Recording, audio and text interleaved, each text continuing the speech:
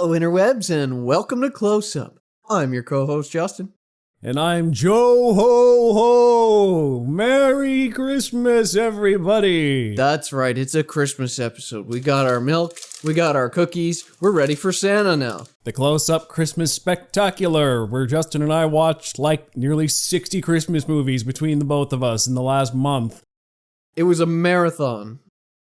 And we're going to do a series of micro reviews for you on that for the first half, followed by a thematic discussion, generally speaking about what these movies had in common, what goes into the perfect Christmas movie, and culminating in the meaning of Christmas. Ooh. You will be disappointed.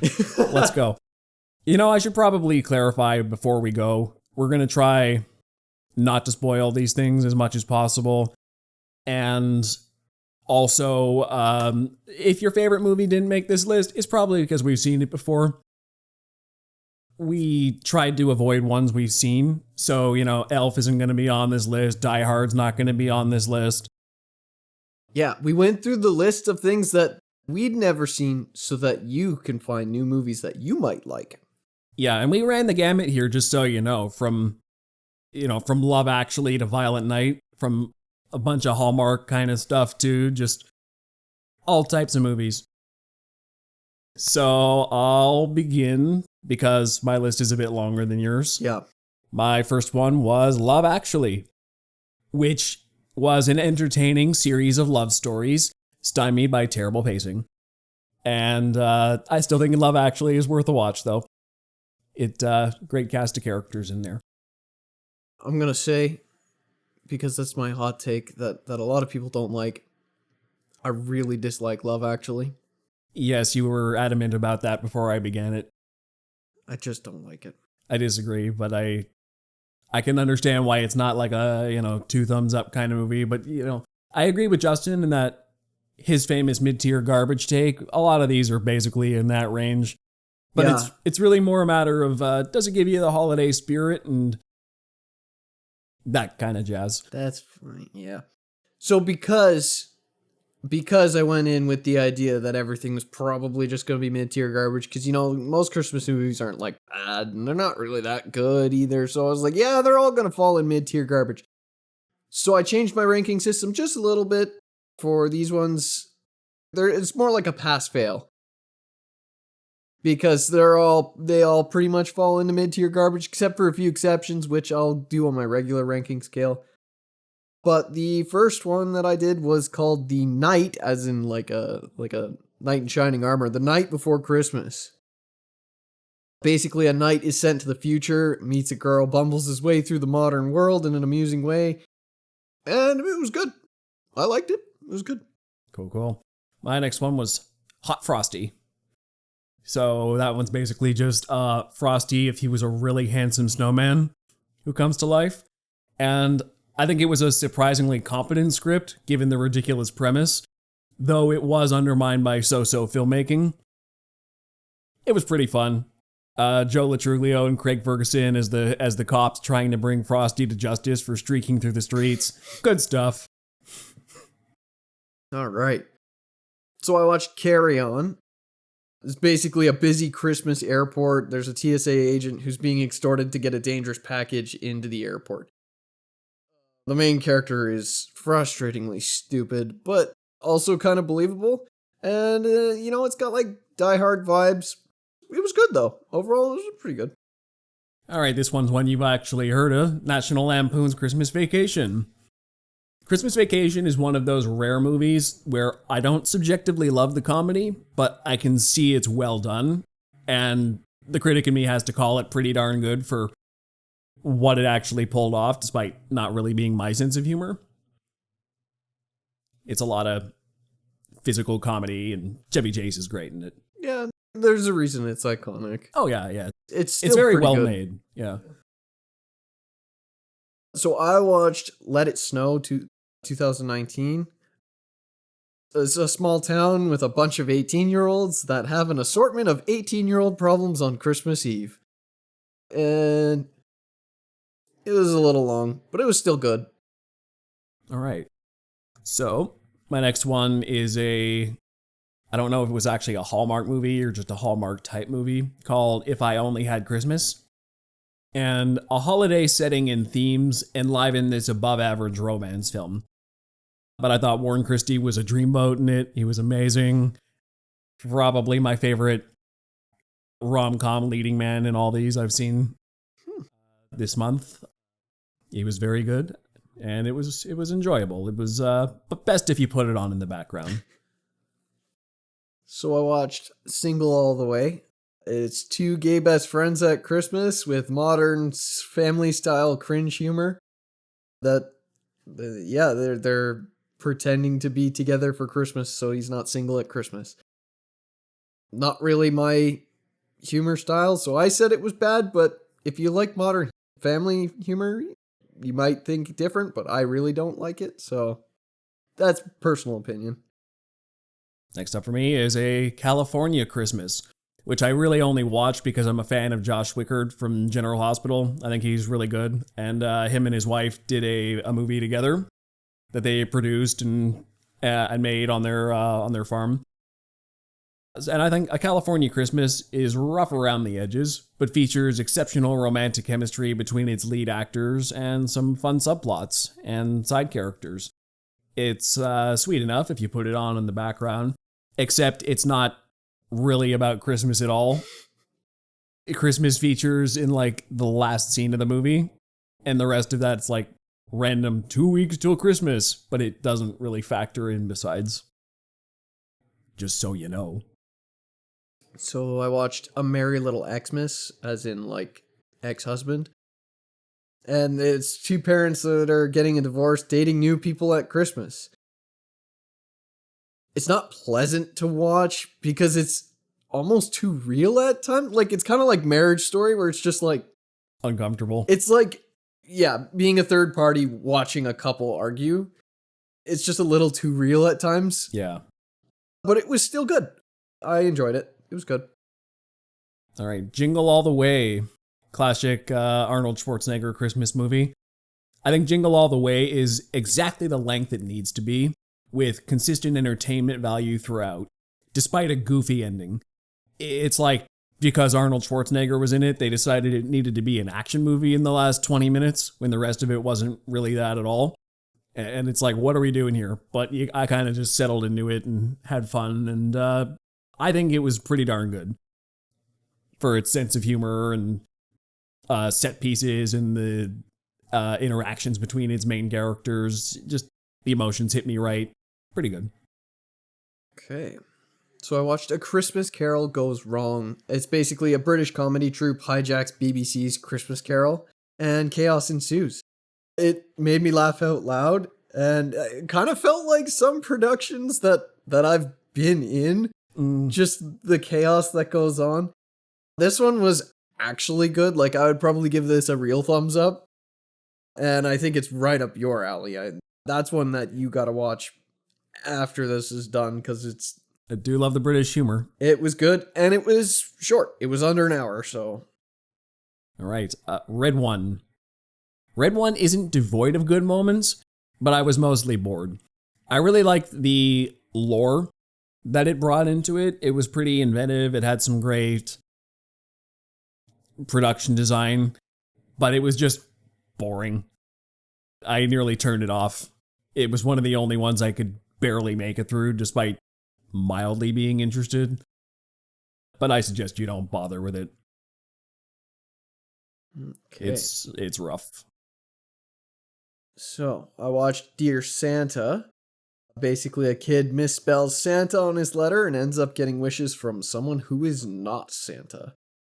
There's plenty of adult jokes in it, and I really like this one, but the ending is it's so-so. The ending kind of torpedoes it from being like an actually good movie. I'm gonna chime in here because it's right on my list here. Mm-hmm. I think Jack Black is the standout performer in this cringe-filled comedy, which rides the line of child appropriate, is my log line. I think it's worth a watch, but I agree with you. The ending is like ruins the whole movie in retrospect. Like if the ending, if it pulled off the ending, if I eliminate the ending from it, up till the ending, I was gonna say like an actual thumbs up. Yeah. But the ending puts it flat in that mid-tier garbage level. But it's still good.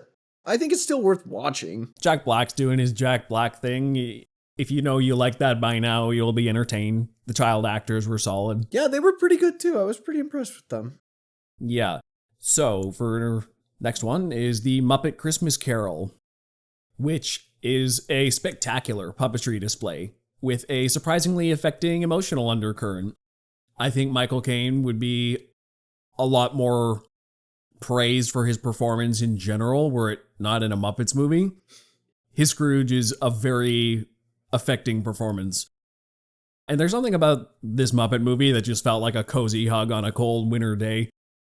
It just spoke to the inner child in me and was just very well presented. And it's just a comfort movie, I felt like, and a good adaptation of A Christmas Carol with some good comedy in there and pretty darn good. Yeah, I haven't watched it since I was a kid, but I remember liking it a lot when I was younger, so.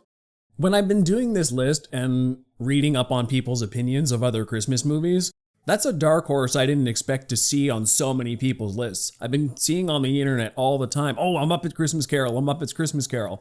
And I'm like, why have I never heard so much praise for this movie before this year? Apparently it's very well regarded. Yeah. And I'm among them who regard it well. What you got? So I watched Christmas Above the Clouds. I believe this was an actual Hallmark movie. Mm-hmm. It's like a girl boss modern version of A Christmas Carol set on a plane. All right. But I was really disappointed because that was the premise. And I was disappointed that most of the movie doesn't actually take place on a plane. Boo. They cheated, okay? They cheated and were like, yeah, Christmas Carol hijinks and the ghosts take them to the ground. And I was like, boo. Hiss. yeah, so I said that one was bad. I didn't like that one because it steered away from it. I was curious to see how they would pull off doing A Christmas Carol isolated on a plane. And then they cheated. So I said bad. Fair enough. My next one is A Shoe Addict's Christmas. What? Yes, that is my first note. The title is awful and misleading, but the film itself is an endearing portrait of character growth. She's not even really that big a shoe addict. The whole point is she just really likes shoes, and her guardian angel, the guardian angel gives her shoes to put on that transport her to like the past and the future to kind of show Christmas past where she went wrong in certain regards that sort of set her life into this very sheltered, lacking vulnerability person she is today. And then the future where she meets Mr. Right, but she can't see him. She never sees him in these visions. She just knows there is a potential future where things turn out very well for her. So is it like almost a Scrooge adaptation or like a... Almost. There's one guardian angel and she's kind of bouncing back and forth between past and future to be like, hey, here's where you screwed up to get to this dissatisfying place in life you are now. And here is a potential future where you are actually happy and you can get here if you change some things up now and follow the path correctly. I thought it was sweet and interesting and worth a watch. I believe this one is actually a Hallmark movie too. All right. So I watched The Grinch 2018. It's basically a sanitized modern version of The Grinch with Minion style animation and humor. It was pretty good, other than maybe the score. I didn't like the score, but it was a lot of strange choices. I mean, I don't know if like the hip hop rap sort of score worked that well for The Grinch. It sort of worked, but it really destroyed the original Grinch song. The main theme. That was a butchering for sure. I also watched this one in the last month. My biggest problem with it was the jokes were just really broad for my taste. It's, I'm an adult with no kids watching a kids movie, and it's one of those movies where I'm like, I'd enjoy this better if I was watching it with a kid. It's not really made for me, but I can appreciate a lot about it. I like the animation. I think the story emotionally pays off. The characters were mostly well written. The Grinch doesn't abuse his dog. No. He likes his dog in this one. No, he doesn't do that. yeah, it's a good story about loneliness and bitterness, and I thought it was still worth a watch. Yeah. I don't think I'd rewatch it, but it's it not was bad. Yeah, it's Worth good. watching. I watched Jingle Bell Heist, which is so in Jingle Bell Heist there is this department store worker, and she wants to rob her boss, and she teams up with this guy who went to jail already for robbing this guy once. So they team up to rob the department store and sort of have a romantic energy along the way. I think Jingle Bell Heist maintains excellent energy in its filmmaking with smart scene over scene writing, but falters with its wider story. Because the main character, the main male lead, is functionally useless for a lot of the story. He never really feels like he seems smart. He makes good observations, but he's like, okay, when it comes to practicality, we're not really doing anything. And the main female lead is competent, but she doesn't grow as much, but he grows more. So it's like there is a bit of a balance, but it was like their overall character arcs faltered, but it was really entertaining and driving energy scene by scene. Good stakes and tension as well. It's worth a watch. All right. So I watched Max Lucado's The Christmas Candle. This was probably the most religious one that I watched by far. Mm-hmm. It's basically about a preacher who comes to a new town that celebrates this Christmas candle thing, which is not part of Christmas as far as he knows, and it's isolated to this one town, and he doesn't believe in it, and they think it's like magic, but he's totally against that. Yeah. I think that this one, I actually really like this one. I'm usually not into religious stuff that much, but I actually really like this one. I would give it a real thumbs up. The ending kind of disappointed me a little bit, but I don't want to spoil it because it actually was pretty good.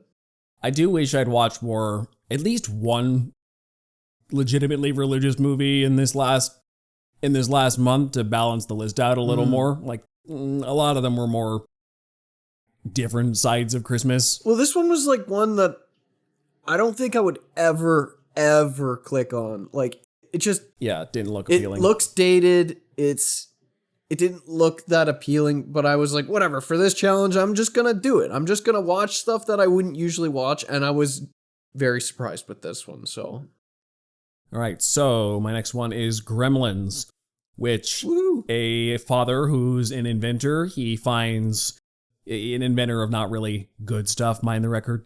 He finds this creature in Chinatown and decides that's a perfect Christmas gift for my son. Brings it home.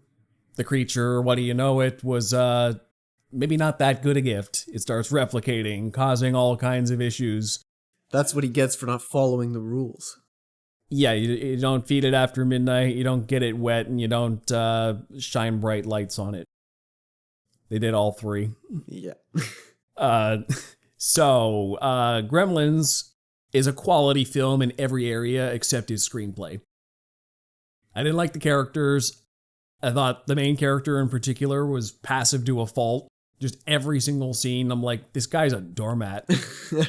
He's just kind of letting the plot happen around him. Yeah, that's fair. The Gremlins kind of are more it's like that was more driving the plot, but then it's like, oh wait, we have to have an audience stand in. It's very much a plot-driven movie instead of a character-driven movie, and those rarely gel with me as much as I want them to. But I still call it pretty darn good because the filmmaking in this movie is very, very well done. And I understand now why this was a movie which precipitated the PG-13 rating. Because the only reason they got away with this as much as they did is because of the whimsical score. It's filmed and shot like an outright horror movie, but the score is saying, it's just fun and whimsical, what are you upset about? When people are literally getting maimed and killed in pretty horrifying ways, it's shot like a horror movie and feels like a horror movie. With kills and set pieces like most horror movies. But the score isn't horrific and trying to make you seem like it's tense and serious, so it gets away with it. So I guess I understand why censors didn't know what to make of it at the time. Because it's very violent, but doesn't seem too bad for kids. But don't show your kids it because it's PG-13. Okay. Okay. So I watched a comedy special called Jack in Time for Christmas. I've never heard of this comedian before. It's basically his story mixed with some how much is fictional and how much isn't. Well, we don't really know. But it's about him getting a ride from different sports teams and celebrities to get home in time for Christmas. All right. And it was pretty interesting. I thought it was pretty good. There was some like bobsledding and dog sledding, and I don't know. It was a good watch. It was pretty cool. Okay. So I told you earlier on that Die Hard was not on this list, but I tricked you because Die Hard 2's on this list. Also set at Christmas. My suspension of disbelief was strained for an otherwise competent action film. I think this one took things a step too far, with John McClane having even less reasonable authority in this situation and stepping over all the actual authority's toes despite being right. I'm like, I don't understand how you got this far in this situation by just being a random cop on the other side of the country from your actual jurisdiction. And it starts going bigger than the original Die Hard, but with less character-driven beats. It's less tense, more explosive, just bigger in every way. And it's very well done, but I just wasn't as invested. Though I did appreciate that the mystery doled itself out and respected the audience enough to not spell everything out very quickly. But the action's adrenaline pumping, compelling twists. Worth a watch. Original is a lot better, though. The original is an actual good movie. The second one is just like... It's an action movie. It's a mid-tier garbage. It's disposable. It's a mid-tier garbage, except for Bruce Willis being very charismatic as this character. That's true. And having some good banter. Like, it is a competent movie. Carries yeah, a little bit. I guess so. Worth a watch. I don't think I'll be rewatching Die Hard 2, though. Okay, so I watched The Christmas Ticket. A girl finds out her estranged grandfather died and goes to sell his cabin, finds out he has a winning lottery ticket somewhere. It's like it's a very Hallmark feeling movie, but I don't think it actually was. This one was bad. Cool. There was a lot of filming mistakes, and the lead love interest is like staring off into the distance, and I thought there was a portion where I thought he was blind. I was like, did I miss the part where they said that he was blind? Or didn't you say he had a dog too? Yeah, and he's got like a dog that follows him everywhere. So there was this scene where I'm like, wait a second, is that why he's never been ice skating? Is because he's blind? Oh, that makes so much sense. And then it was like, oh wait, he's not blind. Oh, okay, I don't know what's going on here then. Weirdness. So, love the Coopers. Or in my estimation, the American Love Actually. Very similar in that it's a bunch of people who all happen to be in a family this time who are trying to find love or losing love or having trouble opening themselves up to love in various capacities. It's a funny examination of love and connection, but shortchanges most of its characters. It doesn't balance its really big cast very well. But I was pretty well entertained for most of it. It's got a great cast in it, and I believe it's worth a watch. So I watched We Wish You a Married Christmas. A couple goes to a small town on the recommendation of their couples counselor. This one's okay, but I would say bad. I would just say skip it because it was a little boring. So, and that's a cardinal sin. So, of course, skip that one. Last Christmas.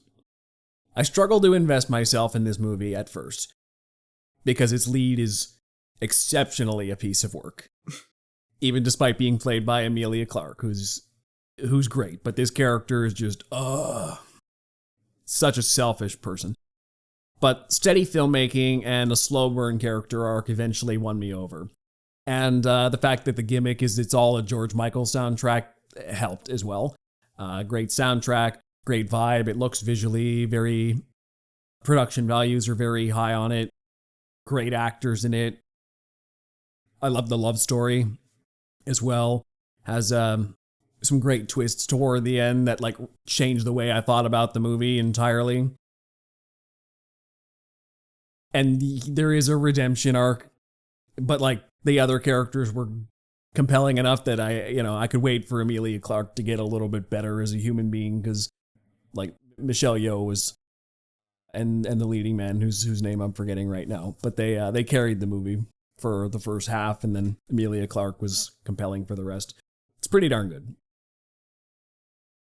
So I watched Your Christmas or Mine.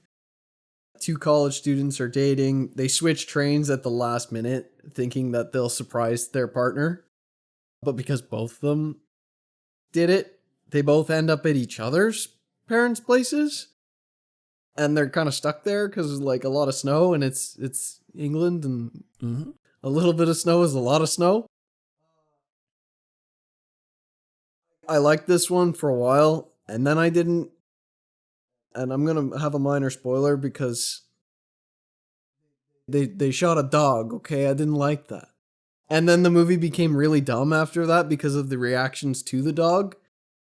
And then I was just like, no, this is bad. Even though I really like the lead male actor in that movie. I really like everything he's in, but I didn't like this one. All right. Dolly Parton's Christmas on the Square. This is a very musical. It's not like a movie musical. It's like a Broadway musical sort of feel to it. Like that kind of theatricality and big expressionism, and like it's not the kind of musical I like to see in movies. Let's put it that way. It's fine if you did it on stage, but I don't like that style in movies. It's just a lot for me.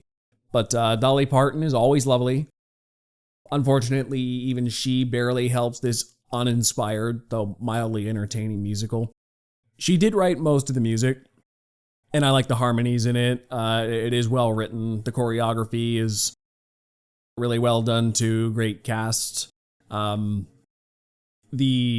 main character is basically a Scrooge type who her father used to own this whole town. He owns all the property on town. But then he died, she inherited it, and she wants to sell out and make the whole town a strip mall, basically kick everybody out of town. And they're all trying to organize a campaign against her to save their community, which she hasn't even lived in since she was a teenager. And, there's a guardian angel trying to convince the main character that you're wrong, don't sell the town. And it's a musical. It's sappy, it's sweet, it's entertaining. Better if you put it on in the background. So after a series of ones that I didn't like, I watched It's a Wonderful Life. It's a black and white movie about a guy who is going to kill himself and wishes he was never born. And I don't want to talk too much about it beyond that because it's just really good. Like, I give it a 2 thumbs up good. Like that. It probably the best movie I watched in this entire thing. It was phenomenal. It's not on my list because I watched it last year, but on record, it's my favorite Christmas movie. And I've seen over 30 of them now, you can believe me. Just this month. Just this month. Yeah, It's a Wonderful Life. It's, in my estimation, the most affecting... How shall I say that? It's the most piece of art that shows the value of a human life I've ever seen. Mm-hmm. To show how even one person can make a difference in the lives of their community and the people around them, even if they don't know exactly what they're doing and they feel like if they feel like nothing in their life has gone right, but it's the sacrifices he makes along the way. Yeah. That are just very poignant, and it all comes to a crescendo in one of the best third acts in film history, which is more famous than the rest of the movie itself. And I had absolutely no idea what this was about. I didn't even know, like, I guess a lot of people know about the third act, but not the rest.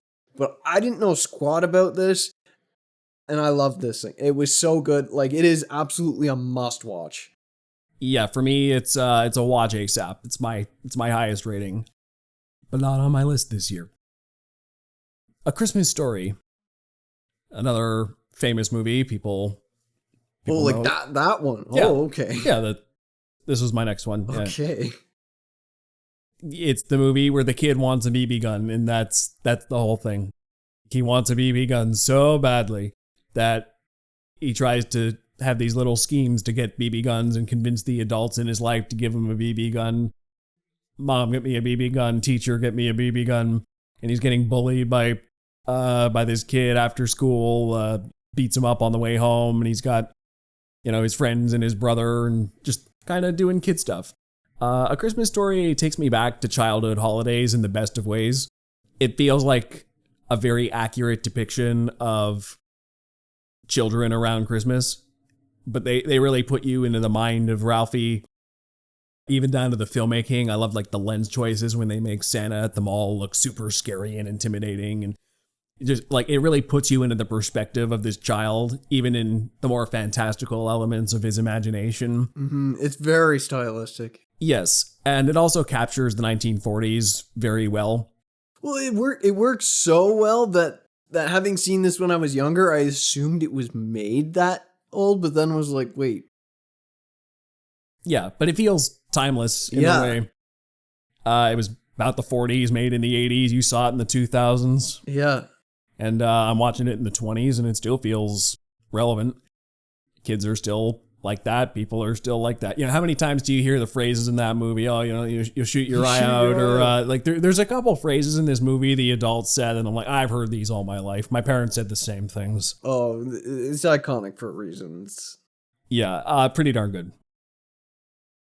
All right. So I watched Oh, What Fun with periods in between. I don't know why. I saw the poster for that one. It's a mom feels neglected by her older children at Christmas and kind of loses her marbles. This one had a really ham-fisted message that I didn't appreciate. Mm-hmm. I get it. I understand that you want to have a movie about moms not getting the care they deserve at Christmas. But this went so far with the message that it just, I don't know, it just seemed more like a lecture rather than what it could have. I feel like if it could have been done better, if it didn't hammer the message so hard, it could have actually done better, and maybe then you can change your opinion a little bit and, actually think about your mom and be like, oh yeah, my mom does do a lot of work at Christmas. The script is just lack nuance and... it's just like beating you over the head with it, and you're like, well, this isn't enjoyable at all. So I said that one was bad. Fair enough. Tim Burton's The Nightmare Before Christmas. So I have some mixed feelings on this one. I love the technical aspects of The Nightmare Before Christmas's filmmaking and the ideas with which it grapples, but found the script lacking. So basically in Halloween Town, it's every holiday has its own fantastical realm of existence with its own set of characters. And Jack Skellington is the king of Halloween Town. And then he discovers that Christmas is a thing and becomes scientifically adored with the curiosity of Christmas and tries to unravel what it is, but only coming at it from the point of view of somebody who only understands scary and horror. So he doesn't understand what Christmas is supposed to be because he's never felt those feelings. So he tries to unravel Christmas and then steal Christmas from Christmas Town. And the stop motion animation, I've never been a stop motion guy, but this movie might have turned me into a stop motion guy. It's gorgeous. It is incredible. I love the music in it. Didn't realize I knew some of these songs already, just through osmosis growing up. The script kind of drops the ball on its character arcs and feels anticlimactic, but it's Nightmare Before Christmas is worth a watch for its animation style alone. Yeah, that's fair. So I watched Klaus. The rich son of a postal company owner is sent to a faraway small town to learn a lesson about being spoiled, then accidentally starts the legend of Santa Claus. And I actually really liked this one. I thought it was a real good, like an actual 1 thumbs up good. The animation is beautiful. I love the way the characters separate from the background. Mm-hmm. Yeah, I don't know what they did there, but it looks very cool. Yeah, there's a reason it won awards for its animation. It's The shadows, the contrast, the colors. there's just something about it. I don't know. It's like every frame is almost could be a portrait. Like, Yeah, and I love how some of the sequences are just terrifying too, like all the fish heads in the schoolhouse and stuff like that is like, it's yeah, it is a little scary, isn't it? yeah. Like the first act when he first gets to town and like the desolation of it and like the fish heads and the characters he meets, like super creepy with their hounds sending them after him and. Yeah, it's just, I also like the character arc. This is a perfect screenwriting example of the wants versus needs, where characters go after what they want for most of the script, only to backslide into what they actually need. That's the stuff they teach you in film school, and like, this is perfect example of it done here. Very well written script that way, and great origin story for Santa as well. I like how that slowly builds up one step at a time. Yeah, it was pretty cool. I thought Klaus was pretty darn good. So, next up for me is Holiday Affair, the 1949 version. Alright, let me get out and say it. It's a semi-dated movie, but technically well made. To best enjoy it, you gotta transport your brain back to 1949, where single women were more heavily encouraged to partner up, whether or not they wanted to. Where men were more unapologetically condescending, and where children were given free rein around eager strangers. It's, for modern lens, it's like, okay, yeah, that would not fly today. So basically, there's this woman, and she's a divorcee, not a divorce, she's a widower. Her husband died in World War II, and there's these two guys who both want to marry her. The one guy is, he worked at a department store, where she bought her son a train, and he took a fancy to her. And the other guy, she's known for a long time. The guy she's known for a long time, he's safe, he's boring, but would make a pretty good match. The other guy, he's kind of a drifter. He's, he doesn't stay anywhere long. He's charming, he's dangerous, he's exciting. They have really good banter. He gets her hot and bothered. And it's sort of which guy does she pick? The safe choice or the dangerous choice? And the son kind of likes the dangerous guy better. I shouldn't say dangerous, but he's just kind of an unknown quantity. We don't know who this guy is really. He's a risk. Yeah, he's a risk. He's not dangerous. He's just a risk. He's more high risk. And the thing is, she doesn't even know if she wants to move on because she's not even really over her husband. And both the guys clock that. They try to respect it, but they're also like, you're living in the past, and you and your son could have a better life if you even picked one of us. And these guys kind of competing against each other. It's a very smart screenplay, and I love the way it was filmed to let shots linger, whether it was romantic tension or just awkwardness. They let the actors' body language and facial expressions tell a lot of the story, just hanging on for a little while. It's a crisp aesthetic. I like the way it looks. I think it was pretty darn good. If you can once again get past the fact that it's like romance dynamics of 70 years ago. Very different to today's, but well written. So I cheated with this one because my girlfriend really wanted to watch it for some reason. But I've seen it before.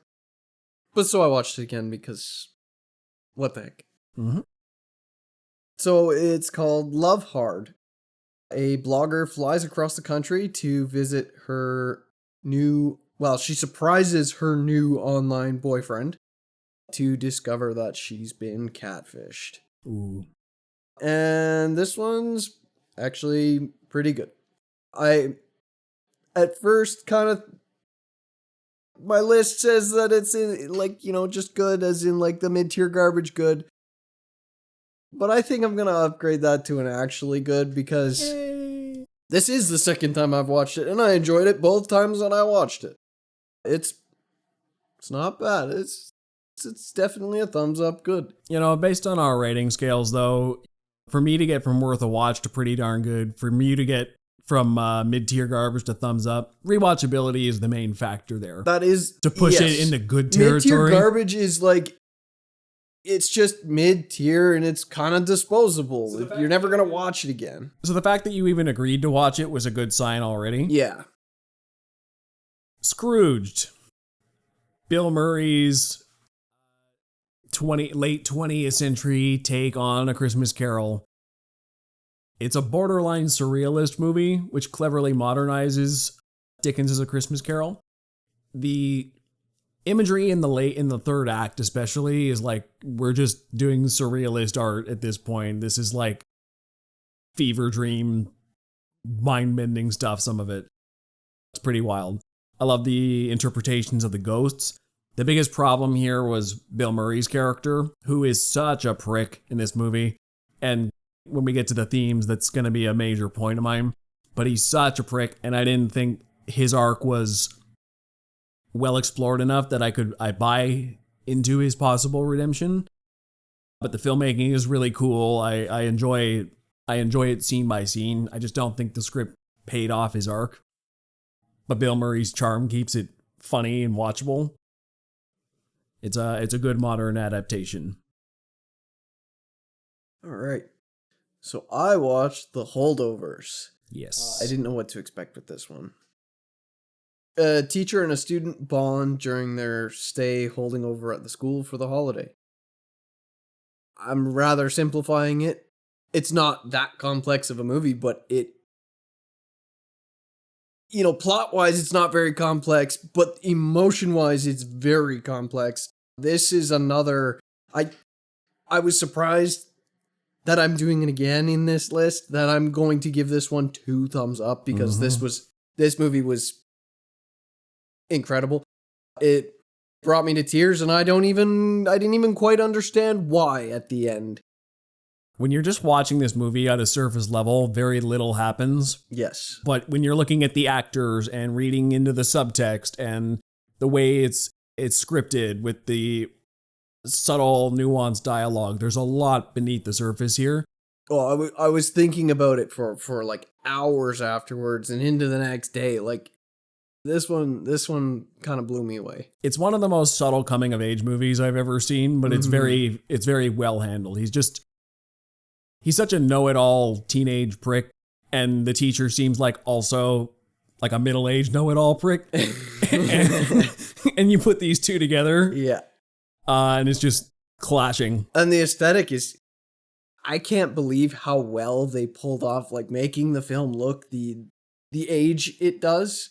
It looks like it could be made in the 1970s. Yeah. Or like remastered for modern audiences. Yeah, like... The Holdovers. Like, the actors, the back, like, everything fit perfectly. I don't know how they did it, but that was also really impressive.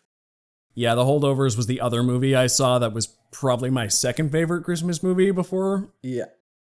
Yeah, before this month. Next up for me is Serendipity, which problem with it is I heard it was a Christmas movie, but it really only begins and ends at Christmas. And that's one of the issues with it. But otherwise, it's mostly just a romance movie. And so basically, this one starts with these two people. They have the perfect meet cute. It's great. But then they're both dating other people. And the girl is kind of into letting the universe speak to her. So she's like, I don't think it's right for us to meet right now. So they both put their names and numbers on different things. She puts it in a book. He puts it on a bill. They give them away, and they say, when these come back to us, it'll be right for us to meet again. And if it's not, then we were never meant to be. And then they go about their lives, and the movie, in its editing and its acting and its story, is about fate bringing these two back together. Over the next 2 hours, we see the subtle signs of how their lives are threading into each other and how fate's playing to get these two together, despite them both being engaged and nearly ready to be wed. And you're kind of wondering, okay, well, are they going to end up together, or is it going to be a near miss like the very first time they met? You never know, because it seems like it's conspiring against them. A lot of good twists and turns in the movie. It gets a bit repetitive once you kind of see the formula in the middle, but the actors are great. I loved it watching it. It was nearly a must-see, but I feel like it's not for everybody, so I'll say it's pretty darn good, though. I thoroughly enjoyed it. It's one of my favorite romance movies now. So I watched The Christmas Chronicles. Two kids are trying to get proof of Santa and mess up his whole night and have to save Christmas. All right. It's good. It's got Kurt Russell as Santa Claus, so he's the standout. It's pretty good. It's good. All right. Next up for me is The Santa Claus. The Tim Allen one from the mid-90s. So, yeah, I mean, this one's a Disney 90s kids movie. I feel like I would have liked it more if I saw it when I was a kid. Funny story about this, though. I did see The Santa Claus, but I believe it was The Santa Claus 3. Like one of those random movies you get taken to the theaters when you're a kid. I never watched the first two when I was growing up, but I do have memories of seeing the third one when I was very, very young in theaters. So that was my one and only exposure to the Santa Claus until now, where I get to see where it started. Basically, Tim Allen accidentally kills Santa Claus and ends up taking his place because that's the clause in the contract. If you kill Santa, you become Santa. Basically. And but he doesn't even really believe in it in himself. But his kid's like, okay, but I saw all of it happen, and everyone's just trying to gaslight this kid into thinking that that Santa's not real, and that the adventure with his dad didn't happen. And it's a very dark story, actually, where like he thinks his dad is Santa Claus, and it's like everyone thinks the dad's just enabling him because he's a single father and doesn't have as much custody over him. So it's like, and they're trying to take custody away from him because they think he's enabling potentially harmful trait like that. Like the actual story of the Santa Claus is pretty dark. But it's entertaining. It's worth a watch. The makeup effects were very good on Tim Allen. So I watched the Star Wars Holiday Special. The infamously bad holiday special for Star Wars. And it's actually really bad. It's mostly just Wookiees talking to each other in Wookiee, and you don't understand what's going on. Something like that. Back and forth. And you're like, okay. And some weird musical acts and trippy visual things. I don't know what this was supposed to be. It's just bad. It is actually bad. Like, I gotta give this one an actual thumbs down because it was painful. What about Boba Fett? Okay, the Boba Fett cartoon was okay, but the rest of it was really bad. And Carrie Fisher sung in it, which was kind of cool, but... I am a fake Star Wars fan because I haven't seen this one, and it'll be a while yet before I do. Well, that's the thing. The Boba Fett cartoon is like 5 minutes long, and then there's a section where Carrie Fisher sings, which is like a minute long, and the whole thing is like 97 minutes. So it's 90 like 7 minutes of it are good, and 90 minutes are, oh my god, what am I watching? All right. The Family Man. This is another one where a awful protagonist makes it so painful. He is such a jerk in every single scene. It's I nearly turned it off from secondhand embarrassment because I'm just like, I can't watch Nicolas Cage be a jerk to these people for one more scene. I am tired of this. It hurts me so much. And I understand what his arc was. I understand why he was being this way, but he's just thrown into this alternative life that he never asked for without any context to help him along. And he's just kind of bumbling his way through and making mistakes. And I'm like, I understand this is a very frustrating situation, but you were a bad and not very rootable protagonist to start, and now you're just making it worse. And it's cringy how resistant he is to change. I don't know what to rank this. Is it like the filmmaking is technically good, but it's so painful. I feel like it might be worth a watch, but it hurts me. I think it's not bad. It's at least mid-tier garbage. I haven't seen it in a while. It might even be a good, but you're right, it is painful. If you can take that, I think it's worth a watch. It's hard to watch, but it will give you an emotional reaction, which is the point of art. It will bring out something in you. Yes, and it's well done. Yes, it's technically well made. So I watched The Merry Gentleman. A girl turns random small town guys into a group of strippers to save her parents' bar. This one was pretty entertaining, I will say. All right. And not just because there was a bunch of attractive men stripping on a stage. Woo! It was good. It was good. Yeah. The stripping or the movie? No, the movie. The movie was good. Okay, if the movie's mid-tier garbage, how is the stripping? Pretty terrible, actually. I don't think I would pay to go see that show. Dang. Even if I was gay, I wouldn't pay to see that show. It wasn't that good. If you were a straight woman, would it be good enough? Probably not. For a small town, they did all right. That's the most unbelievable part of the story, is that anybody would pay to come see that show. All right, Justin's got high standards. I see. All right, 4 Christmases. Reese Witherspoon and Vince Vaughn in a rom-com. So basically, they're just they're this couple who are like, you know what? We're fine to never be married or have kids. We're doing all right on our own. It's fine. We got our thing. Oh no, our family caught us in a lie that we tell every year that we go away for Christmas to help kids in Asia and like build houses and stuff. Oh man, we got caught out. So now we actually have to see our families at Christmas. But both their parents are divorced, so they have 4 Christmases to go to in one day. Oh, that's so painful. Yeah, and their families are very eccentric and weird. So every household is a completely different vibe. And just, they hear embarrassing stories about each other and kind of find out that they don't really know each other all that well because they've been hiding their backstories from each other this whole time. The problem is that it doesn't really have a connective tissue. It just feels like every single house is nearly like its own short film with its own vibe. And the thread in the middle doesn't really resolve that well. Oh. But the individual houses are funny and entertaining. I love seeing, Reese Witherspoon kick the crap out of children in a bouncy house castle.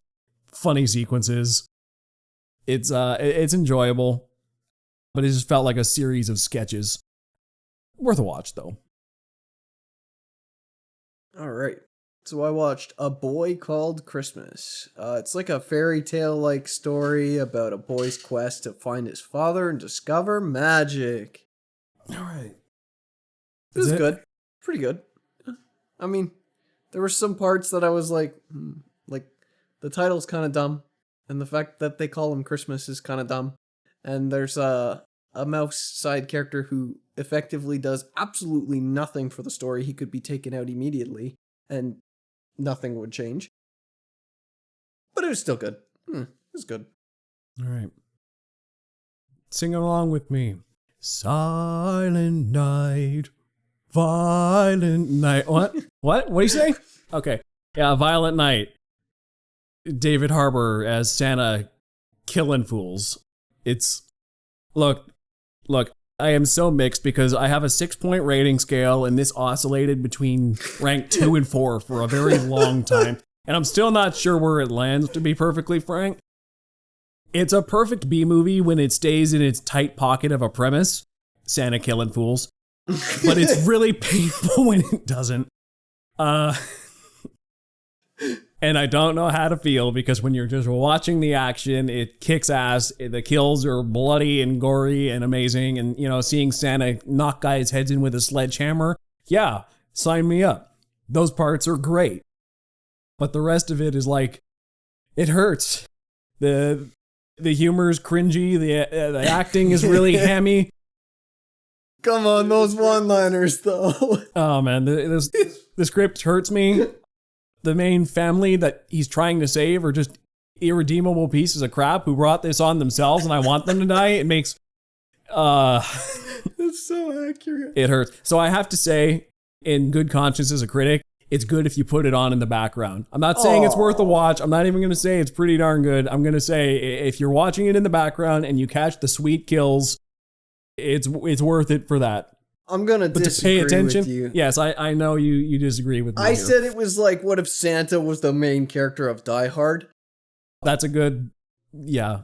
And I thought this one was like an actually good. There's about a good 15 minutes in the middle that if they took that out, it would be neat, like easy, like, you know. Yeah. Like I kind of flickered between it being good and like actually like a thumbs up good. But like, it was just like, it had like 15 minutes of bloat in the middle that I was like, eh. But the rest of it, oh man, it was awesome. The parts I really like, but the rest is just facepalm. Oh, it was so great. I'm doing the Picard meme for our audio listeners. Oh. All right, what's your next one? I watched Just Like a Christmas Movie. And it's a girl who Santa magics her into a Christmas movie because Santa magic. And I thought this was an entertaining concept, especially after watching all these Christmas movies, that it was like, oh yeah, it's gonna make fun of Christmas movie tropes, like literally Hallmark movie tropes. Yeah. And it does that for like 2 segments. It's kind of there, but then the rest of the time, it's just actually just doing the tropes and not very well. So it was cardinal sin. This was the worst one I watched because it was so boring. Other than the there was like one funny sequence where she's doing like, you know, where they're really playing with the idea. Yeah. And that was about like 5 minutes. And the rest of it was so boring. So that one I'm giving like an actually bad, that it's like a tie between the holiday special and that one. Which one was worse? That one was really bad. Fair. I was so disappointed. This one is, I've heard a lot of talk about this one, The Holiday. And so basically what happens is both these girls, Kate Winslet and Cameron Diaz, they get dumped before Christmas. And, Kate Winslet didn't really ever even have a relationship, and that was part of her problem. She's like, the guy she used to date is getting married. She's very upset. So basically, Kate Winslet lives around London area, and Cameron Diaz lives in Los Angeles. And they go on this website, they meet up, and they decide to swap homes for 2 weeks. And while they're across the country, they end up having meet cutes and romantic relationships with a couple different guys they meet there. Kate Winslet meets Jack Black, and Cameron Diaz meets Jude Law. And basically, it feels like you're watching 2 separate movies at that point that just are kind of cutting back and forth between each other. They're kind of just doing their own thing. And that's part of the problem, is it's 2 hours and 15 minutes long, and it felt too long for what they're doing. I'm like, I really liked it scene by scene, but the cumulative effect was too long. The dialogue was also good, but very talkative at some points. The characters had a tendency to ramble. But I like the visuals contrasting bright LA with dreary England. It's worth a watch. It's good romance, good chemistry, mostly good writing and filmmaking, just overly long and a bit wordy. Okay. Yeah. You done? Yeah, I am. Okay, I've got a few more. I'll save the best for last, though. So, the last one I watched, Bad Santa. Fantastic leading performance by Billy Bob Thornton here. He's this alcoholic Santa who, along with his friend who plays an elf, they rob malls every year after playing Santa and his elf every year for like the month of December. They get to know the inner workings of the mall and the layouts, And then they disarm the security systems and rob the place on the last day after Christmas. But the problem is the Santa is an alcoholic, but he's the safe cracker, but he gets worse at it every year because he's drunk and incompetent and just doesn't want to be there. And he's severely depressed as well and just wants to quit. But the elf is relying on him to keep up his part because it's always one last job, because the money they earn on this gets them their keep for the rest of the year. And then Santa runs into this 8-year-old boy who, like, he's almost certainly autistic or something. But they sort of had this relationship. It's like, wait, you mean your father's gone and it's just your frail old grandma who takes care of you? I'm going to take advantage of this. So he ends up staying with the kid and kind of having a bit of a redemption arc. Barely at all, though. Most of the movie is just him, like, being drunk in Santa, swearing at children and causing scenes and nearly getting fired from his job, but managing to squeak out of it. It's very funny. Not like in a laugh out loud way per se, but just it's very witty and clever in the dialogue, and it's an effective story underneath the surface. Pretty darn good. Bad Santa. But the best movie I watched this year was the 1947 version of Miracle on 34th Street. So the basic premise on this one is there is an old man who calls himself Kris Kringle, and he claims to be the one and only bona fide Santa Claus. And everyone's like, you're crazy. You're just a crazy old man. And, you know, you're a very good Santa at the mall, or Macy's. So, you know, you're very good at your job, and you are spreading goodwill and cheer on unprecedented levels. We will give you that. We like your company, and you're very, very good at being Santa. But you're crazy, and you probably need psychiatric help. And it's about him basically trying to convince people to believe in Santa Claus, or at least Christmas goodwill in general. Specifically, the female protagonist and her daughter, who don't really have faith in people or fairy tales. They're like, oh, you know, don't believe in any of that silly stuff. He's trying to convince them in particular that Santa's real because they're the staunchest disbelievers. And it ends in one of the best climaxes I've seen in movies in a very long time. A trial to try to legally prove the existence of Santa Claus. Sounds goofy, and it is, but it's a very funny movie. Subtle humor, but just the expressions on the actors' faces, the dialogue made me laugh a lot. It's an ideological battle for belief. He's very anti-commercial, wants Christmas to be about the spirit of giving and good cheer. Just very well done. Miracle on 34th Street, 1947, must see. So, wouldn't you know, what about 60-minute long reviews got us just past an hour. Wow. And now we get to talk about the themes of these things if you're still with us. Well, this is why it's the close-up Christmas Spectacular. Or is that what we're calling it? Christmas, yeah, something like I think I said something different up top. The close-up Christmas something. That's what it's called, the close-up Christmas something. Today we're gonna learn about the meaning of Christmas, right? That we're gonna start exploring the commonalities of the themes of these things and see if that will boil down into the meaning of Christmas. So the first and most important lesson I learned from a lot of these rom-coms is lying will get you the girl. If you lie hard enough and long enough and apologize well enough, it wins. You win. And that has something to do with the meaning of Christmas, correct? I guess so. Because multiple of these rom-coms, the dudes spent the whole movie lying, and then there was a big blow-up of, oh no, you were lying to me the whole time. And then he finds a way to make it right. I think that's why Love Hard is so funny to me. Because it's like, the whole premise is that he's lying to her immediately off the top. Yep. Like, that whole movie is kind of poking fun at like Christmas movies in general. I see. So it's that's why that one's amusing. It really plays into that theme. Then it's like, yes, lying does get you the girl. Yeah, let's see. I saw it in If I Only Had Christmas.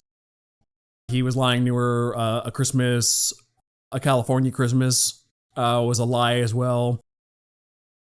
The Last Christmas was kind of lying as well. Or at least not being fully transparent. Let's see, what else do we have? I got a theme. You got a theme. I got a theme. One of the ones that I spotted with a lot of mine at the beginning, especially. Actual communication saves relationships. Wouldn't you know it? A ton of these ones were just like, yes, the couple literally just needs to talk and like actually communicate. I think that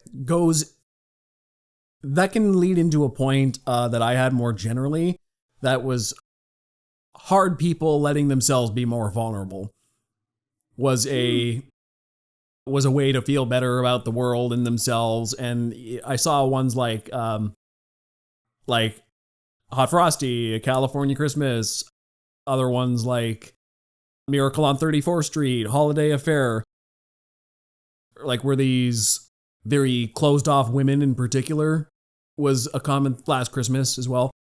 There was a lot of them where like the women in particular were very emotionally closed off, or, because of past traumas, or because they felt like they had to be strong in a particular situation.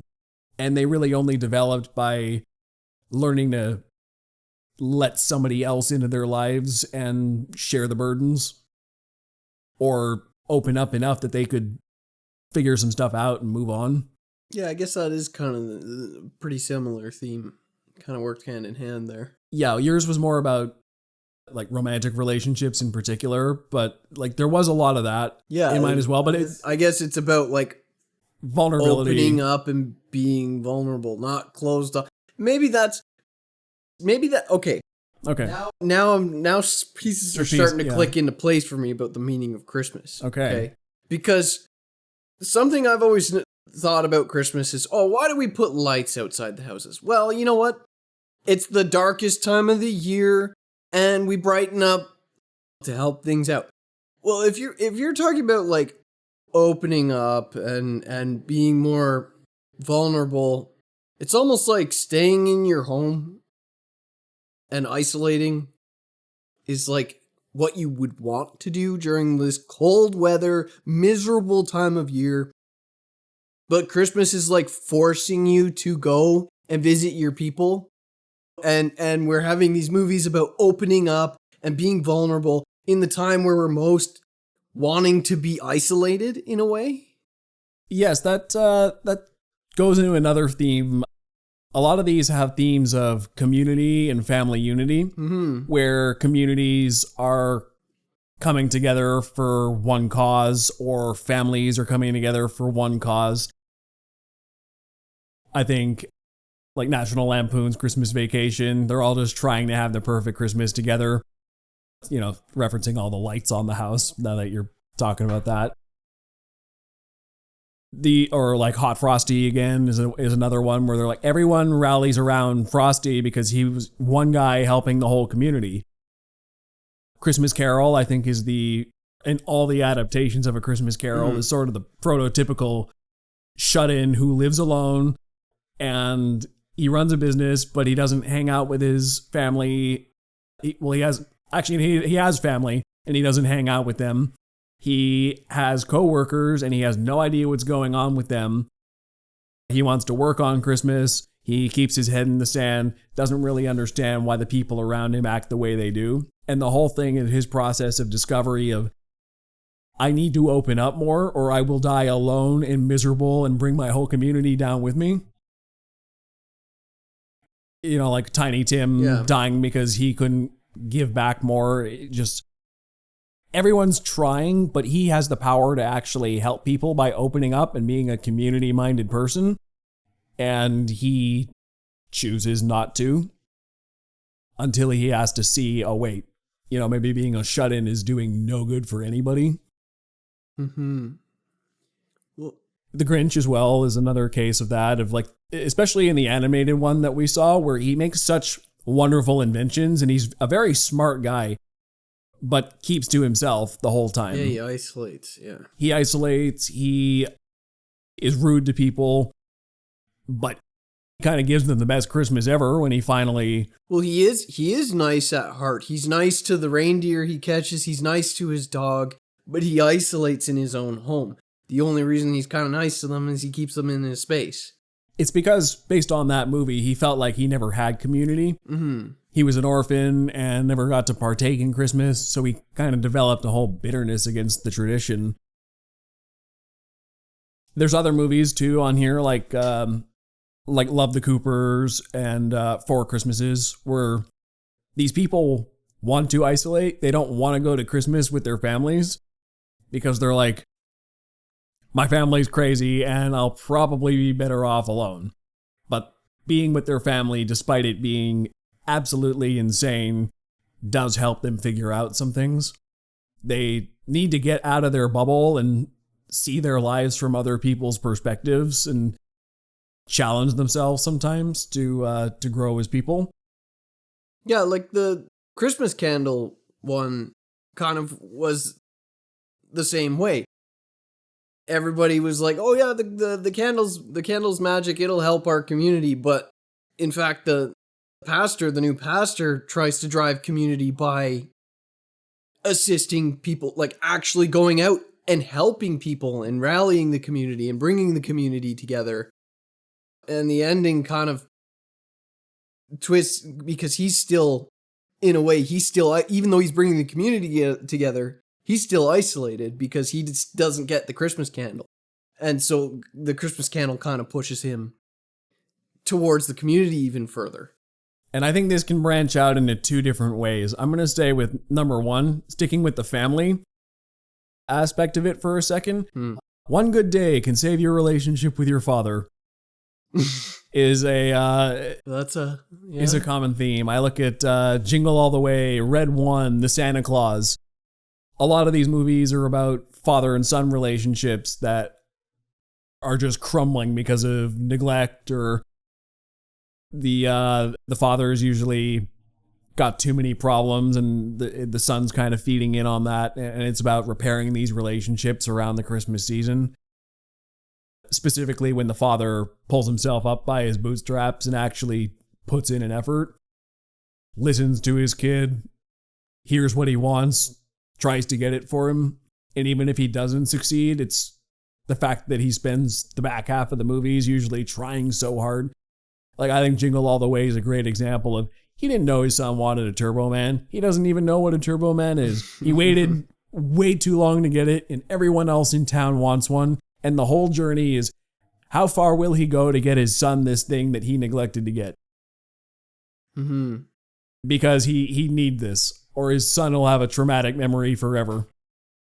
He's like, no, this is like the put up or shut up moment. I need to be a good father today. I have to do everything I can to get this. Well, and speaking of, like, repairing relationships with your father, I noticed a common trend over, like, repairing relationships over loss. Like, A Boy Called Christmas involved, a dead mother that they weren't quite getting over. The children weren't getting over. And, the One Good Story kind of helped them towards repairing that relationship. Like, there's still between, even though somebody's not there, if they're dead, you still have a relationship with them. They're just not there, and repairing that strain in that relationship is also something that happens in these movies. Well, you could also argue The Holdovers is very similar in that regard too. Like, the father's not even present. He abandoned his kid. He's effectively dead. Yeah, like his parents. I forget the kid's name, but Tully, was it? Mm-hmm. Yeah, Tully's parents are basically non-existent, and Paul Giamatti's the stand-in father figure here that he's kind of using to heal his own feelings of abandonment. Yeah. Over the holidays. So even found family works there. Well, another thing you pointed out to me was how horrible some of these people are. That's yes. Like some of these people in these movies are just so negative and so bad. The way I think to say this succinctly is your average Christmas protagonist would be the main antagonist in most other genres. Minus a redemption arc. That is what I found. Because I found the majority of these movies featured just pieces of crap human beings. That I don't think there's very many movies where I've outright disliked protagonists so much in the first half of these things. There were many I nearly turned off because I'm like, I can't root for these people. Think about, I'm just going to run down my list a little bit. Okay, yeah, so like Jingle All the Way, he forgets his Turbo Man action figure. Muppets Christmas Carol, like all the Scrooge ones. Scrooge is a piece of work. Let's see, like Gremlins, he basically steals it from a place where he had no business. I mean, he's not the main character, but still, like, well, main character's still irresponsible and yeah, it's a bad act. Painful. Last Christmas, she, kills her friend's fish, can't stay more at their apartments for more than a couple of nights because she's so disrespectful of everyone's spaces, or like alienates her family. Dolly Parton's Christmas on the Square, she's going to literally sell out her entire town. Nightmare Before Christmas, he's basically like ruining Christmas because he doesn't understand what Christmas is.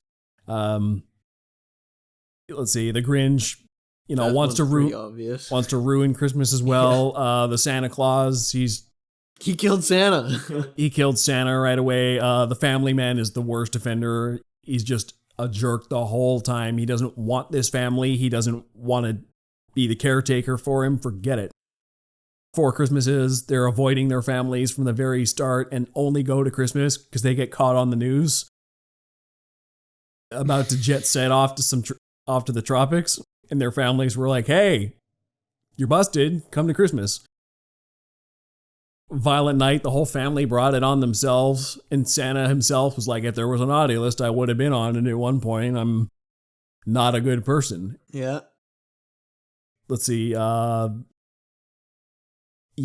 Santa, he's a terrible person as well. He's like an alcoholic safecracker who robs malls and is taking advantage of an 8-year-old kid.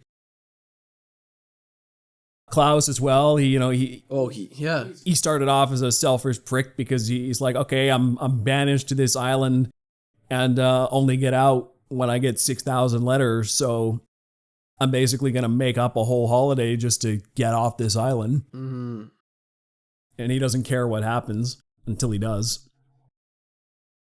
Well, and I think the more we talk about it, and the more themes you're bringing up, the more I'm seeing the common thread between these themes is negativity. It's like... Yeah. And when I connect it to my idea of,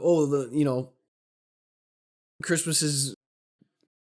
Before Christmas existed, it was the winter solstice. There was always something happening at this time of year. Yeah. As a celebration, and it's like, well, the lights are there to kind of cast away the darkness in the darkest time of year. Well, it's almost like the idea of Christmas in general is that there's so much negativity from everything that's going on just in the natural world at this time of year that is like, and even amongst all these families and all these themes and all everything kind of has that edge of negativity, and it's like the Christmas spirit kind of is designed to push that negativity away.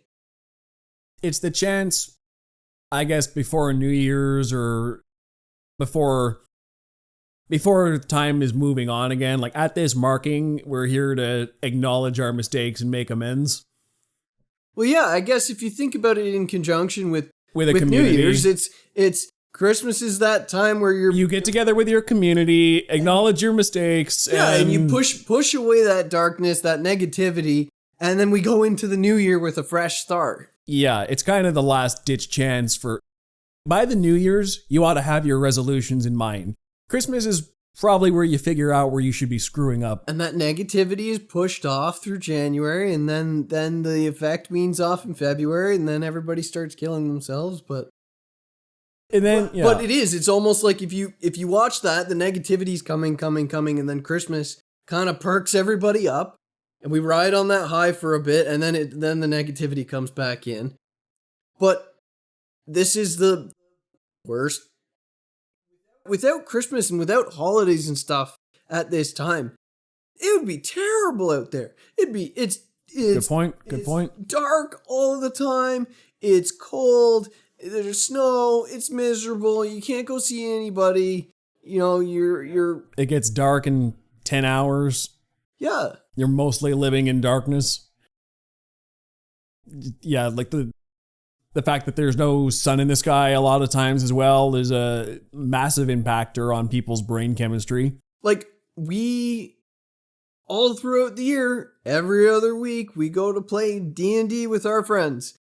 And then winter hits. And then all of a sudden we peter off and haven't done it in weeks. You know, the roads are icy. It's a bit of a hike. We don't want to go there. You just don't want to go anywhere. And every time I got family events for Christmas, I don't want to go, but I have to. And then you feel good after you go anyways. But and even in, like, I'm lucky enough to like my family quite well. And even I'm like, it's a journey. And yeah, it's a hard time of year. And you think about the drive back, I'm going to have to drive back in the darkness probably on a cold winter road, might be icy. But that's the all thing alone is, again. Is everything around Christmas is like, it's designed to push you towards community, push you towards family, and push away that negativity. And okay, so I think that I'm going to hit on one more point just to like double down on this a bit more and then take a slightly different direction. Okay. So I think alongside this community and wanting to do better, this is the time of year where people re-examine their values as well. There's a lot of movies about where people discover they want family over money or commercial items. Things like, the Christmas Carol ones, you know, like Scrooged, Klaus, Family Man, Violent Night. A lot of these are about characters who decide that the lifestyle they're leading has been very, I'm going to grind to make a lot of money, live a very lavish lifestyle, or at the very least do better than other people around me, and find that their lives are pretty hollow for it. And there's really no value attached to it besides I worked pretty hard or maybe had some nepotism in play and I just want money basically. And then they find other things that give them more value. Found families in a lot of these cases are usually the thing that does it. They're just re-examining what actually gives life meaning. They used to think it was money and then find something else. And sometimes still end up getting their riches at the end. Like, I think Family Man in particular is one that he doesn't realize how hollow his life is. Like, he actually enjoys it. He doesn't feel anything is missing. And then it's only way later when he spent a lot of time with his family that he kind of ends up like, oh, well, if I got all my money back, and I do want my money back, it wouldn't feel the same now that I've had this. I'd feel like there was something missing. So even when he had to be forcibly ripped out of his lifestyle to realize something was missing. He wasn't unhappy before. But then having experienced something different, he was like, well, yeah, now that I've seen a different side to things, there is a lifestyle I'd prefer. So sometimes they have to be forcibly ripped out. Mm-hmm. Once again, just anything with A Christmas Carol, Scrooge is a prime example of he needed scary spirits to show him that his lifestyle is wrong and you need to alter your ways or else it still came from within him to say that the or else was a bad enough outcome that I will change. He didn't have to. Mm-hmm. Nobody was holding a gun to his head, but he was like, okay, I've seen the ending and I'd prefer to try a different way. So you have to see the path your decisions will lead you on and whether you're happy where you are. And another point to veer out, and I think this is an important one, a lot of them involve children who, while they're clueless, their innocence and blind faith end up as a lesson to adults. A lot of them are about kids who, in a lot of these cases, they believe in like Santa Claus, for example, and the adults are like, there's no such thing as Santa. Why would you even believe in that, you crazy child? And sometimes they're like, I don't believe the kid saw Santa, but I'm not going to say anything. But a lot of times it's the blind faith of these kids that ends up leading the adults out the other side as better people. They just bring a perspective of like, it's coming from a naive place, but adults see that and they're like, well, maybe I should have more faith in people and kind of have the naivete of a child sometimes. I'm a little bitter and jaded and think the world has to be a certain way because that's my experience and the world's in a box. Things exist or they don't exist. There was a good scene in the Santa Claus, and I might be getting it wrong even, but the idea was correct, where he's talking to the kid is talking to his psychologist stepdad, and the psychologist is like, okay, well, Santa doesn't exist. You never seen it, so he doesn't exist. And the kid has a retort, something like, okay, but, I'm looking at a globe and I see like France on there. You've never, or no, actually I remember now. He's like, you've never seen $1 million in person, but it exists. It's like just because you've never seen it doesn't mean it's not a thing, and it makes the stepdad kind of like, whatever. Okay, that's kind of a good point. But even then, the stepdad's like, okay, but Santa doesn't exist. That's the reality of it. But the kid made a good point of just because you haven't seen it doesn't mean it's not real. But adults have this thing in their brain like, okay, well, we know it's real. We know what's real, even if we have seen it or not. We kind of start to box our imaginations in. I guess that's the thing, is that kids are innocent. They don't have, or shouldn't. I shouldn't say they don't, because some kids do, but they shouldn't have these negative emotions brought in from the world that kind of crushes that innocence. Yeah. They're not ready for that yet. And sometimes it helps to look towards children to be like, why did we lose that? Why did we lose that innocence? Why do we let the bad things in? It's because adults spend a long time telling us, stop imagining the world a certain way. It is a certain way and deal with it. Mm-hmm. And that is a theme I did see crop up multiple times in these movies. Specifically in Miracle on 34th Street, where the kid was raised to basically be like, the world is a certain way. I'm not teaching my daughter fairy tales or letting her believe in Santa Claus or the Tooth Fairy or anything like that, because it's not going to prepare her for a cold, hard world. Mind you, this mother was divorced before the movie started, and that was part of the thing the love interests were trying to bring up, is like, you're a very cynical person and you're teaching your very young daughter to be just as cynical as you are because life hit you pretty hard. Mm-hmm. And you're not even letting her be imaginative. There's a scene where Santa Claus in that movie is like trying to teach her to be a monkey because she's like, yeah, the other kids in the building were playing as animals and they asked if I wanted to play. And I'm like, that's stupid. And Santa's like, no, next time they ask you be a monkey and I'm going to teach you how to do that. And then the girl ends up kind of enjoying herself as she like scratches herself and, acts like a monkey. And she never used her imagination like that before because the mom was kind of so trying rigid. was trying to, Dad, don't even be like that. These aren't going to serve you in life. Just reality's reality. And then she kind of starts to see a different side of that. And then it's kind of sad when the kid does start to believe, and then everyone's around her saying, oh, this Kris Kringle guy's a fake. So it's kind of trying to preserve her innocence in a way.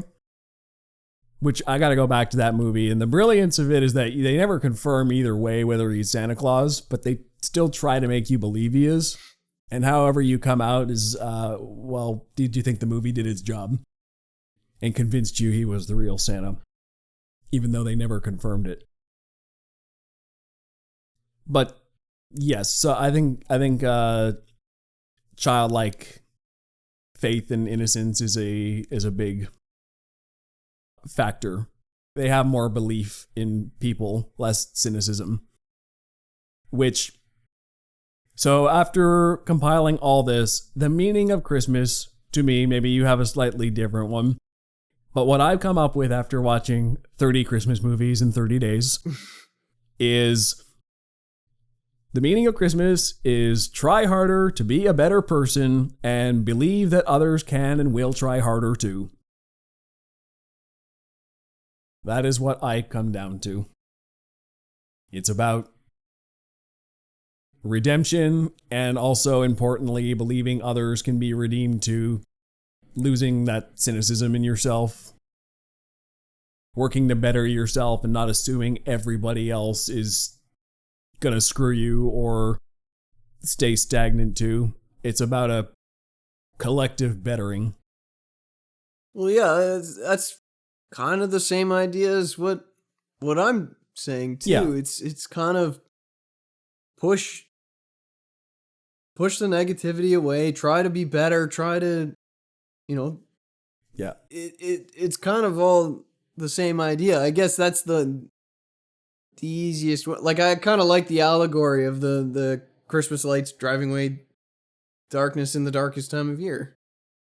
Is that your roundabout way of saying National Lampoons is the best because the whole thing is him trying to light up Christmas lights and can't get the lights working, and sometimes they burn out the whole neighborhood just by his effort, and it's like an accomplishment when he finally gets the lights going and his whole family gathers and they're like, "Wow, Dad, you did it! You did the lights!"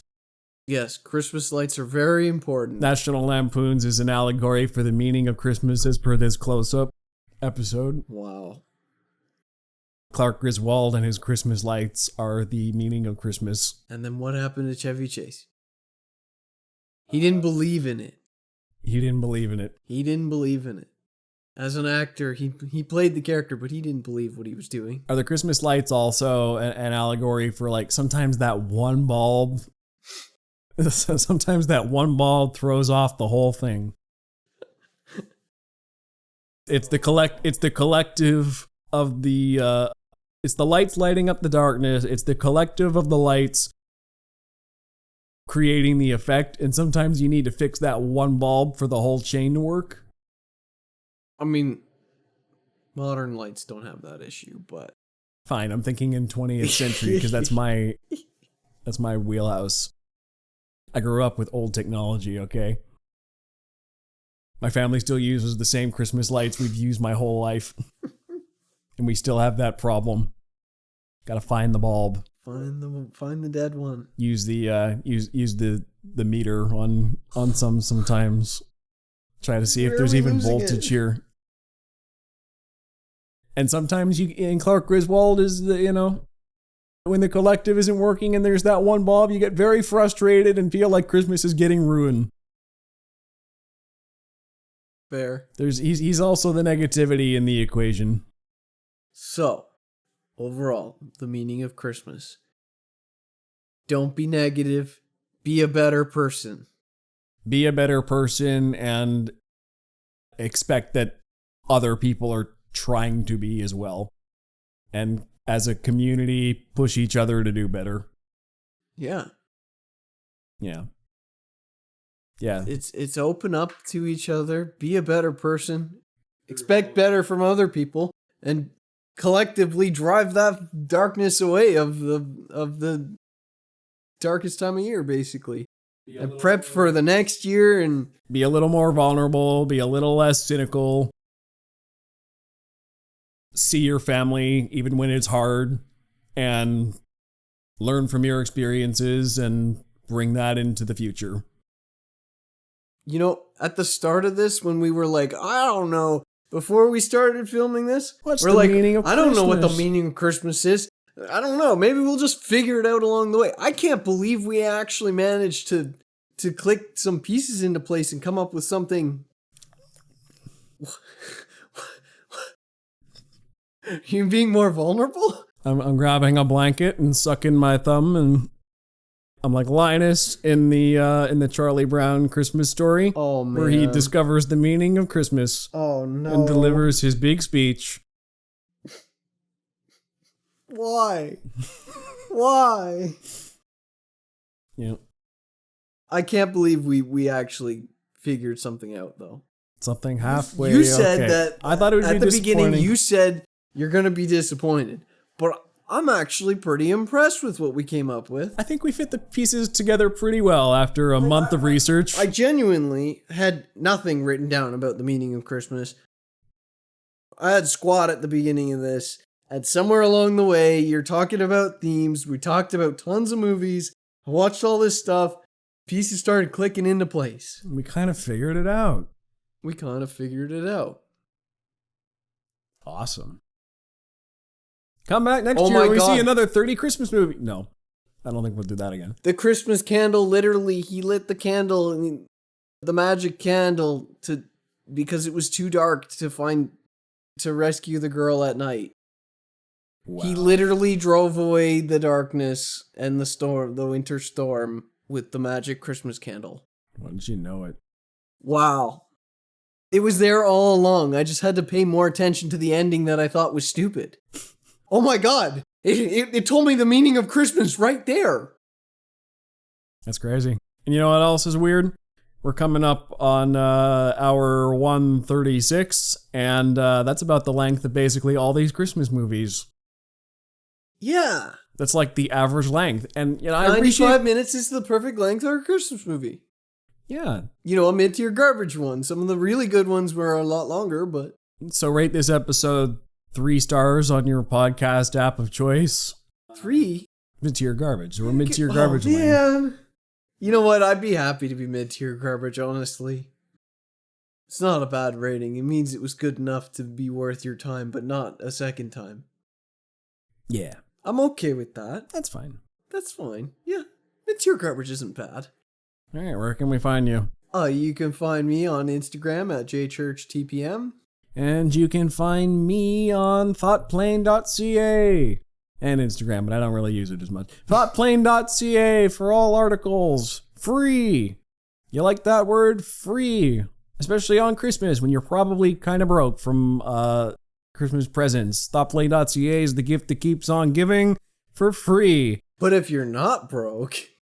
If you're naughty, I don't care. You can still read it. It's fine. Yeah. All right. So, this is the close-up Christmas something something. The super close-up holiday Christmas spectacular special. Hooray. Number 1. Number 1. Let's do it again next year and discover a new meaning of Christmas.